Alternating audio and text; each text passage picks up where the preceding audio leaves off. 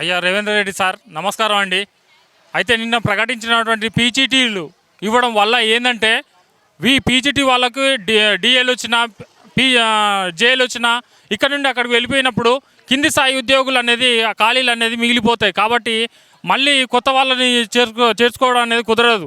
ఎందుకంటే ఉన్నటువంటి ఖాళీలు బ్యాక్లాగ్ వెళ్ళిపోతాయి. కాబట్టి ఖచ్చితంగా ఈ యొక్క మల్లయ్య భట్ గారు కూడా అన్నట్టు అవరోహణ క్రమంలో అంటే పై స్థాయి ఉద్యోగుల నుండి కింది స్థాయి ఉద్యోగులకు అభ్యర్థులను తీసుకోవాలి.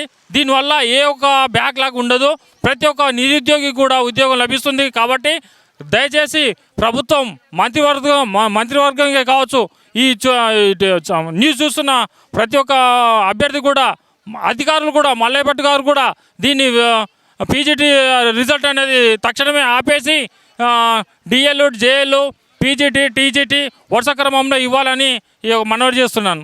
ఆగమేఘాల మీద ఇచ్చారు కదా, అలా కాకుండా ఫస్ట్ డిఎల్ రిజల్ట్ ఇచ్చిన తర్వాత లిస్ట్ పెట్టిన తర్వాత డిఎల్ ఫిల్ చేసిన తర్వాత పీజీటీ ఫిల్ చేస్తే అందరికీ న్యాయం జరుగుతుంది. మీన్స్ పోస్టులు బ్యాక్లాగ్ లేకుండా ఉంటాయి. ఈవెన్ విద్యార్థులు కూడా న్యాయం జరుగుతుంది. నేను 2018లో రాశానండి. అప్పుడు కూడా లాస్ట్ వరకు వచ్చి మిస్ అయింది. మళ్ళీ ఇప్పుడు రాశాను. ఇప్పుడు 1:2లో ఉందన్నమాట.